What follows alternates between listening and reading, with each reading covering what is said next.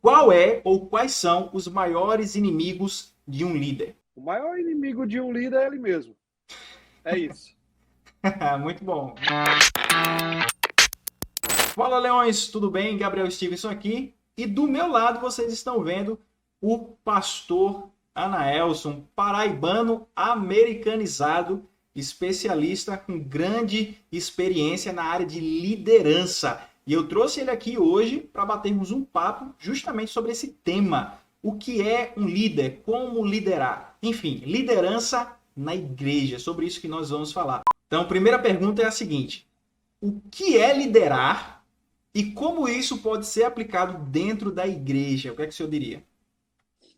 Olha, eu acredito que liderar, né, significa ser usado, né, para que você possa guiar pessoas e que você possa ajudar essas pessoas a alcançar os seus objetivos, né?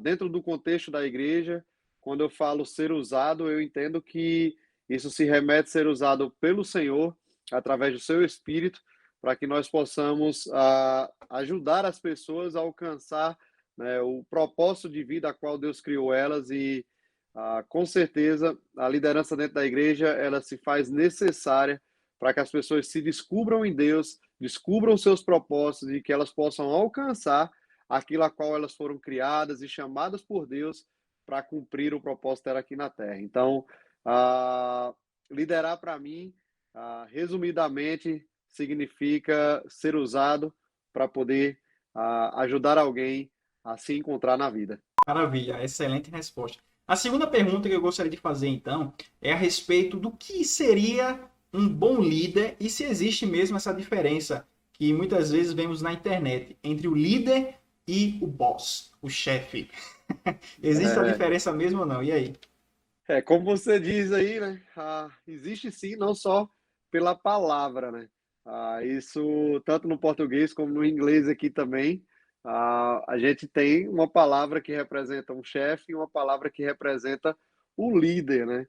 O chefe, ele é totalmente capacitado para determinar ou ordenar, ou muitas vezes traçar um plano e executar um plano, e dividir as tarefas dentro desse plano, né, para que cada um execute sua tarefa, e muitas vezes com maestria.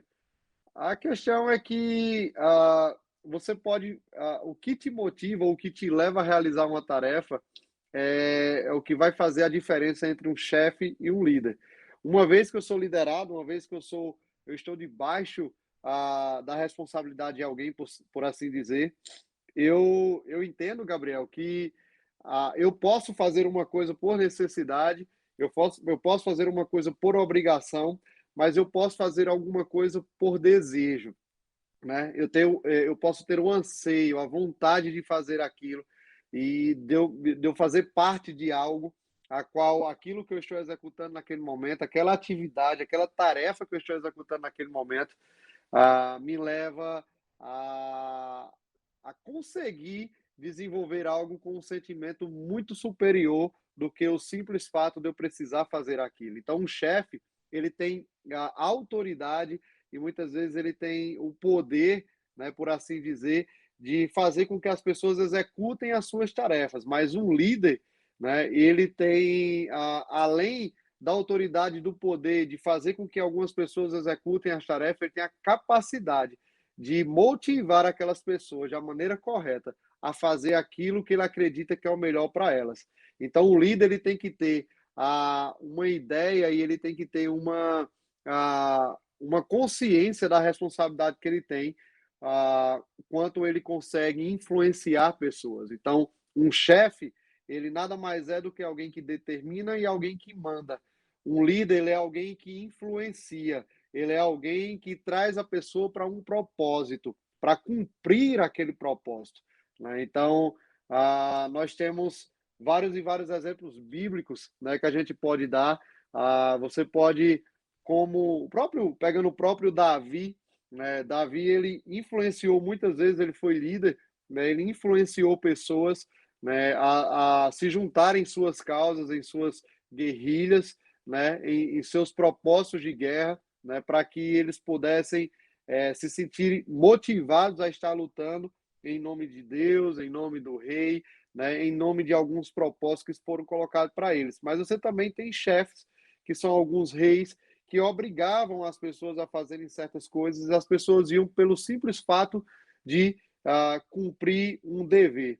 Então, se eu pudesse realmente trazer em poucas palavras a diferença entre um chefe e entre um líder, né? Não só pela própria palavra em si, eu traria a ideia para você, Gabriel, e para todos nós que estão aqui nos ouvindo, que um chefe, ele tem o poder e ele tem a força para determinar, mas não sabe qual o real motivo, ou ele não consegue trazer um real motivo para aquela pessoa que está recebendo aquela tarefa fazer a atividade a qual ele propõe. Já um líder, ele tem a capacidade de influenciar, ele tem condição de mexer com os sentimentos daquela pessoa, a ponto de trazer aquela pessoa a fazer aquilo com um sentimento correto, com a vontade no seu coração, com o desejo de fazer aquilo, né? E não simplesmente por uma determinação ou por uma ordem ou por uma obrigação.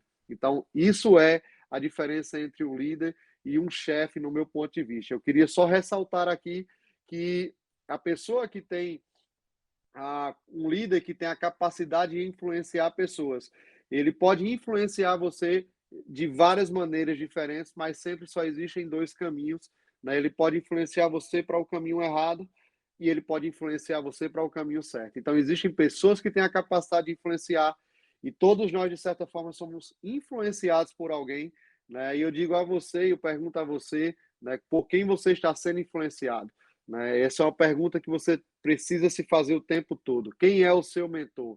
Quem é a pessoa que te influencia e aquela pessoa que ah, se coloca de uma maneira a qual você escuta, a qual você dá atenção, né? Você tem que ter cuidado com isso, porque existem pessoas com essa capacidade de influenciar e nem sempre elas vão usar para os propósitos mais corretos possíveis, né? Mas dentro do contexto da igreja, né, esperamos que cada dia tenhamos líderes mais fortes, mais arrojados no Senhor, com sabedoria, né, e que eles possam realmente se separar de um chefe de uma empresa, né, e até chefes dentro de empresas também, que eles possam a cada dia mais deixarem de ser chefes e eles passarem a ser líderes, motivando, não com discursos apenas motivacionais, mas com o exemplo, com a prática, com o dia a dia, com a dedicação, que eu não tenho dúvida que vai fazer qualquer atividade, quanto seres humanos aqui no planeta Terra, cada atividade fazer valer mais a pena e a gente conseguir alcançar objetivos maiores e melhores em qualquer atividade que a gente se propõe a fazer. Amém. Maravilha, maravilha. Então, como o senhor define um verdadeiro líder? Assim, olha, um líder é isso aqui. Como é que a gente pode dizer de forma bem clara, precisa? Ó, um líder faz isso, um líder é assim, ele é identificado dessa maneira. Como é que seria? Olha, a Bíblia nos ensina que, sabe, uma cidade, ela não pode ser uma cidade com muitas luzes, vamos dizer assim, vou parafrasear, ela não pode ser escondida. Se ela está no alto, se ela está na montanha, se ela está lá em cima, você não consegue esconder. Sabe, pessoas que têm esse dom, que têm essa capacidade, elas, sem elas perceber, elas acabam tomando posicionamentos. Então, o líder, normalmente, ele não tem o medo, nem tem a vergonha de se posicionar, mesmo que ele esteja errado, né? Eles vão ser pessoas que normalmente vão tomar a frente em situações adversas, né? Quando você vê um grupo de pessoas lidando com um problema, vai ser aquela voz que vai se levantar, né? E vai, como nós dizemos aí na nossa terra, né? Vai dar a cara para apanhar, né? Ou como a gente diz na terra nossa mesmo, é para levar bufete, para levar soco. Então essa pessoa, ela normalmente ela não vai ter medo de se expor, né? Isso é no começo da sua trajetória como líder, ela vai ser uma pessoa sempre mais arrojada, ela vai ser sempre uma pessoa, talvez que vai parecer até um pouco exibido para as outras pessoas. A gente pode pegar um exemplo bíblico disso, seria o nosso apóstolo Pedro, né?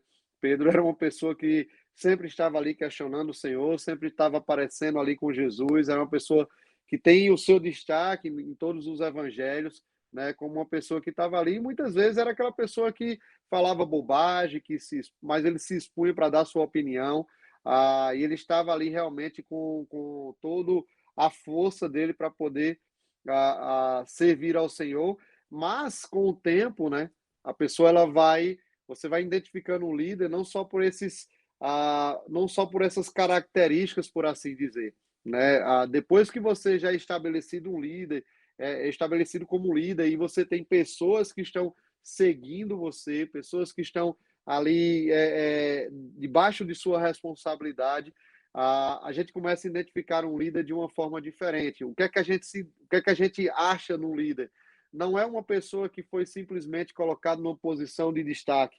O líder, ele começa, o que a gente espera se ver em um líder que já está estabelecido, são comportamentos muitas vezes diferenciados, comportamentos que são condizentes com aquilo que ele fala, com os seus valores, com os seus ensinamentos, né? Então, um líder, quando ele já está estabelecido, ele guia o povo muito mais pelo seu exemplo do que propriamente por aquilo que ele fala, né? Propriamente por aquilo que ele ensina.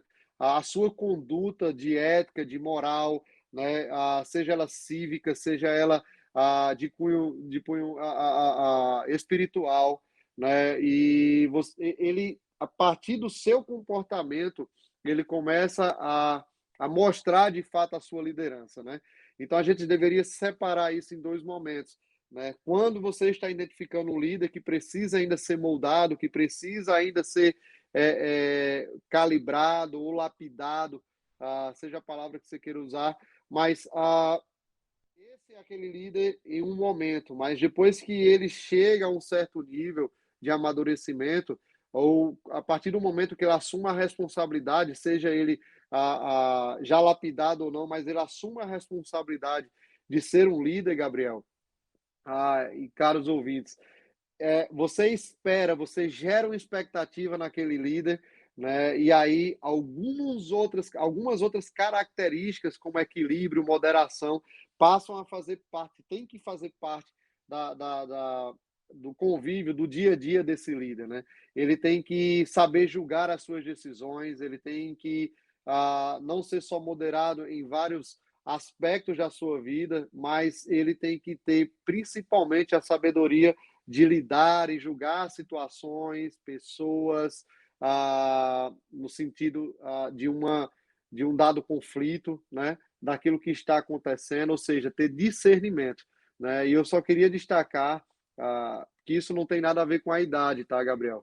A gente pode pegar líderes com a idade avançada que tomaram decisões tolas, como o rei Saul, e a gente pode pegar reis né, que não tinham idade ainda para fazer o que fizeram, como o próprio Salomão. Salomão, ele não sabia, né, ele pegou o reinado, ele era muito novo ainda, né, e todos dizem, olha, Salomão pediu sabedoria a Deus. É verdade, Salomão pediu sabedoria, mas mais do que o que ele pediu, ele se conhecia com... A gente vê a liderança no rei Salomão, não só pelo fato que ele pediu, mas o propósito a qual ele pediu sabedoria. Ele apenas não diz, me dá sabedoria. Ele diz algo extraordinário, para que eu possa julgar o teu povo. Ele diz, tu me deste um povo grandioso, né? E eu sou tão jovem, então me dá sabedoria para que eu possa guiar o teu povo, para que eu possa julgar o certo e o errado, o bem e o mal. Então, ele não pediu sabedoria para ele mesmo, para que ele fosse sábio, para que ele fosse exibido, para que ele mostrasse para alguém. Ele pediu sabedoria para poder fazer a vontade de Deus no cargo ao qual ele foi colocado. Então, quando você é líder e você já está estabelecido em uma posição de liderança, é necessário que você tenha esse entendimento. Em que posição de liderança eu estou? Quem são os que estão confiados a mim? O que eles esperam de mim? O que se espera da função que eu estou? O que se espera do momento, do local, do status, seja como você queira enxergar isso, né? Nessa posição de influência que eu estou. Aonde é que eu estou? Isso é importantíssimo. A cada líder, quando assume uma responsabilidade, principalmente na igreja, né? a entender, né, a responsabilidade que ele carrega com a vida do próximo. Eu digo principalmente na igreja, porque não importa se você é numa empresa e é colocado em uma posição, né, de chefe, né, onde você vai coordenar o trabalho de pessoas, você tem que ter essa mesma consciência, porque ainda que seja ali, você tem a expectativa da empresa para suprir, para alcançar um objetivo, mas você também tem a questão das pessoas, das vidas que estão envolvidas, né? Independente da sua crença religiosa, você está lidando com vidas, né? E aquilo ali é extremamente importante. Então, para um líder já estabelecido, a pergunta é quais as responsabilidades de um líder, né? É ele se conhecer, é ele saber que ele tem na mão dele a responsabilidade de lidar com vidas, independente se seja no âmbito secular ou eclesiástico, se você está na igreja, se você está num trabalho no mundo, seja onde for, você está lidando com pessoas, você está influenciando pessoas, então você tem que ter essa responsabilidade, né, de não só mais as suas palavras, mas o seu comportamento condizer com aquilo que você fala. Amém? Então, Anas, maravilhoso. Agora é o seguinte, nós estamos caminhando para o final desse vídeo, então vamos tentar responder as próximas perguntas de uma maneira mais objetiva possível para ajudar o pessoal. Combinado? Combinado, fechou. Então vamos lá. Qual é ou quais são os maiores inimigos de um líder? O maior inimigo de um líder é ele mesmo. É isso. Muito bom, muito bom. Então preste atenção, se você é um líder, veja como você está se comportando, como você enxerga essa questão da liderança, como você pensa a respeito disso, porque pode ser que você precise estudar um pouco mais, não é verdade, Anelson? Isso, com certeza. E principalmente, mais do que estudar conhecimento externo, é estudar sobre si mesmo. Essa é a melhor maneira que você tem para se tornar um bom líder. Maravilha. E nesse interim, vamos pegar o gancho aqui de quais livros você poderia indicar para o pessoal, pelo menos 2, para não ficarem muito perdidos aí e saber exatamente o que comprar. 2 livros a respeito de liderança, e aí se você quiser destacar o autor também, fique à vontade. Primeiro livro, não de ordem de mais importante para o menos importante, mas um livro que realmente me ajudou a enxergar como o meu papel como pessoa pode mudar várias esferas desse mundo que nós temos, da terra da qual nós conhecemos, é Chuva Abundante, de Chris Vallotton. Desculpe se eu pronunciei o sobrenome errado, Vallotton, não sei, mas é o Chris, tá? Chuva Abundante, muito bom. Eu realmente aconselho a você a ler esse livro com a visão de líder, e você vai ver que isso vai abrir bastante os seus olhos. O segundo livro, né, esse sim, para mim, seria o mais importante, é de autoria própria, não própria minha, própria sua que está me ouvindo. Escreva um diário sobre você e leia ele todos os dias. Pense a respeito de si. Todos os dias, escreva o que você faz, aquilo que está diferente do seu dia a dia. Identifique aquilo que saiu do padrão. Note isso. Quando for à noite, leia sobre si mesmo. Conheça a si mesmo. E você vai ver que você vai ser sempre um bom líder para as pessoas. Maravilha, Nelson. Gostei demais dessas dicas. Pessoal, é o seguinte, aqui embaixo eu vou colocar o link para que você possa adquirir esse livro que foi indicado pelo pastor Anaelson. Qual é o título mesmo? É Chuva Abundante, de Chris Vallotton, eu não sei qual a pronúncia. Ok, Chris tranquilo. Vallotton, Chuva Abundante. Pronto, então vai estar aqui na descrição, depois vai lá e dá uma conferida. Então, muito bom, Nelson. Muito obrigado pela sua participação aqui e obrigado você que assistiu o vídeo até agora. Se inscreve no canal se você ainda não for inscrito e compartilha com outras pessoas. Obrigado por sua audiência, Deus te abençoe e até o próximo vídeo. Tchau, tchau.